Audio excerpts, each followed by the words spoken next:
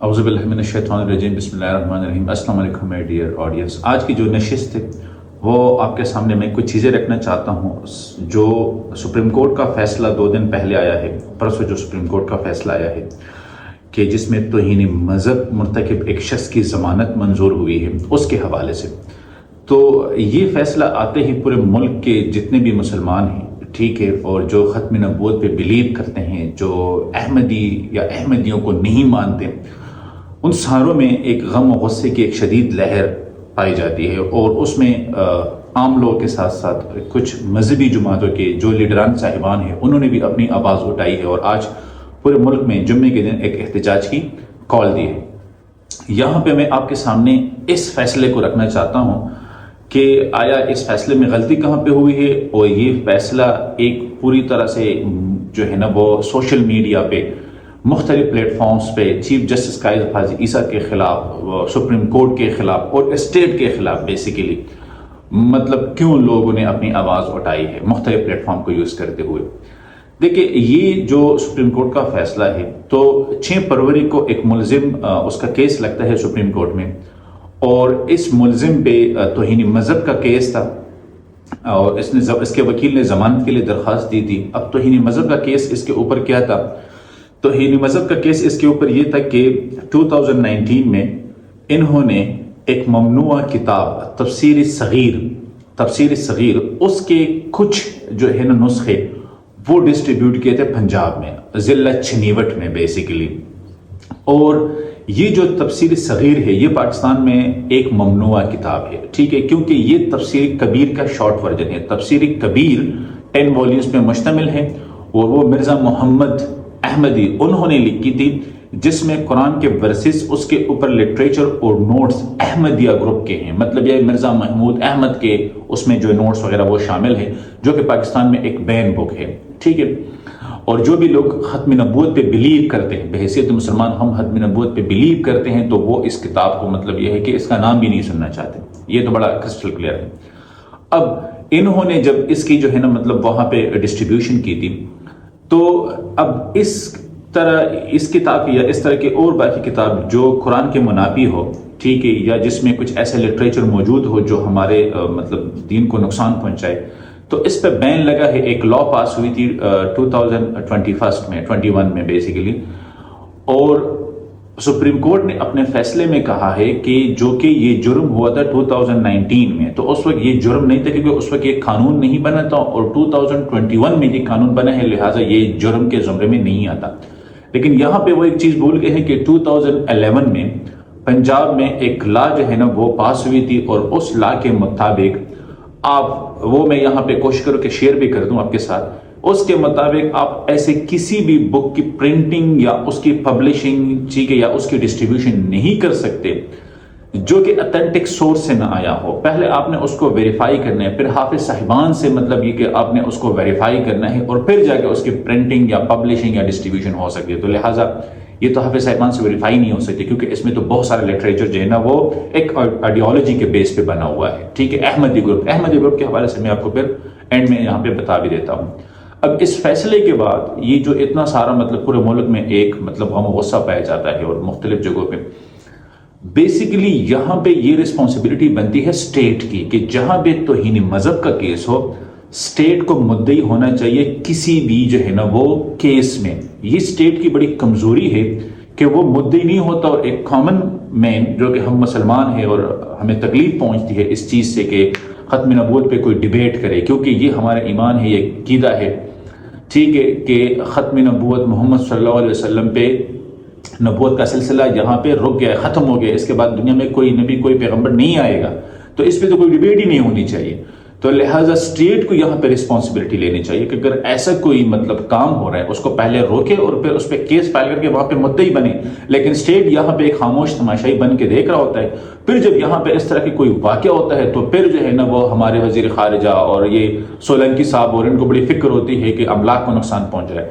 املاک کا ہم نے کیا کرنا ہے کہ اگر ہمارا مذہب ہی نہیں رہتا تو ہمارے مذہب کو نقصان پہنچ رہا ہے، یہ سب سے بڑھ کے ہے، ٹھیک ہے، ہم مسلمان ہیں، یہ ملک اسلام پہ ہی بنا ہے، تو لہٰذا یہاں پہ اسٹیٹ اس کے لیے پوری طرح سے رسپانسبل ہے۔ اور سب سے بڑھ کے یہاں پہ یہ کلیریفیکیشن دینی چاہیے تھی سپریم کورٹ کو. آج انہوں نے اپنے مطلب یہ ہے کہ ویب سائٹ پہ کچھ چیزیں اپلوڈ کی ہے کہ یہ فیصلہ اس طرح تھا, ہم نے کوئی مذہب کا یا توہین رسالت کی اس طرح کا کوئی قانون ختم نہیں کیا. لیکن جو فیصلہ ہوا ہے اس کی وضاحت اگر آئین میں نہیں ہے کہ کوئی چیف جسٹس آف پاکستان وضاحت دے دے تو آئین بعد میں آتا ہے, پہلے ہمارا مذہب آتا ہے, ٹھیک ہے, پہلے پاکستان کے عوام آتے ہیں. آپ اس کی ایک وضاحت آؤٹ آف دا باکس دے سکتے ہیں کیونکہ کچھ چھوٹے چھوٹے فیصلوں کے تو آپ وضاحت دیتے ہیں ایک جگہ دوسری جگہ. اس کے لیے بھی آپ ایک ویلاگ یا کچھ ایسا کر لیتے کہ آپ لوگوں کو وضاحت دیتے کہ بھئی یہ فیصلہ اس بیس پہ ہوا ہے.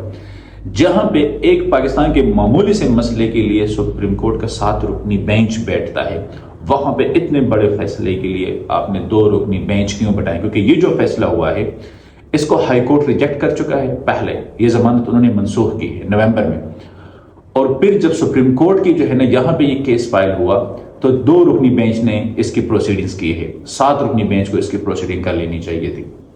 تو لہٰذا یہاں پہ یہ ایک بہت بڑا بلنڈر ہوا ہے. پھر ایسے دینی معاملات میں علماء کی رائے لینا یہ بہت زیادہ ضروری ہے. آپ علماء کو بلوا لیتے, اس کے ساتھ ایک نشست کر لیتے, ان کی رائے لے لیتے اور پھر حکمت سے ایک فیصلہ جاری کرتے جس میں یہ سارے مطلب لوگ پھر شامل ہوتے, ان کے سربراہان اس میں شامل ہوتے. تو یہ ایک ٹھیک ٹھاک جو ہے نا وہ مسئلہ بن چکا ہے. اب احمدیہ گروپ بیسیکلی یہ مرزا محمود احمد کے ساتھ, ٹھیک ہے, یا جو اس کا فرسٹ خلیفہ یہ جو اپنے آپ کو یہ لوگ کہتے ہیں, تو فرسٹ خلیفہ اس کا مرزا غلام احمد 1835 میں جو پیدا ہوا تھا. اور مذہب ہوتا ہے آپ کا وے آف لائف, کلچر, شریعت, یہ ساری چیزیں اس میں شامل ہوتی ہے, ٹھیک ہے. یہ جو احمدیہ فرقہ ہے جو خود کو جو ہے نا احمدیہ مسلم کمیونٹی کہتے ہیں, یہ ایک آئیڈیالوجی ہے. ایک بندہ کہتا ہے کہ اس طرح نہیں اس طرح ہوتا ہے, اس طرح نہیں اس طرح ہوتا ہے, اور یہ 1835 میں مطلب ہوا ہے. ابھی اکراس دا ورلڈ 210 ممالک کے قریب یہ مطلب پھیل چکا ہے اور 1 سے 2 کروڑ کے درمیان اس میں لوگ شامل ہیں. اور یہ جو تفسیر صغیر جس نے لکھی ہے وہ سیکنڈ خلیفہ خود کو سمجھتا ہے اس کمیونٹی کے. اب ہمارے آئین کے مطابق 298C اور 295B میں وہاں پہ بڑا کلیئر لکھا ہوا ہے کہ کوئی بھی شخص خود کو اگر احمدیہ کہتا ہے تو وہ مجرم ہے. اور 295B میں آپ کسی بھی ایسے جو ہے نا وہ بک کی تشریح یا پبلیکیشن یا ڈسٹریبیوشن نہیں کر سکتے جو اتھینٹک سورس سے نہ آیا ہو, ٹھیک ہے. تو لہٰذا ان دونوں پوائنٹس کو تو اس فیصلے میں اس کو آلموسٹ حذف ہی کر لیا گیا ہے. اب سوشل میڈیا کا, اسٹیٹ کا, بیسیکلی جب بھی توہین مذہب کا کیس آتا ہے اس پہ اس طرح کی جو ہے نا آواز اٹھائی جاتی ہے, ٹھیک ہے. اور یہ آواز اٹھانا ہر مسلمان کا فرض ہے کہ وہ اس پہ آواز اٹھائے. جو یہ فیصلہ کر رہا ہے, جو یہ ڈیسیجن لیتے ہیں, ان لوگوں کو اس کے ساتھ پوری طرح سے کلیریفیکیشن لینی چاہیے کیونکہ وہ یہ بھول جاتے ہیں کہ یہ ملک کس نام پہ بنا تھا, یہاں پہ میجورٹی کون سے لوگ رہتے ہیں.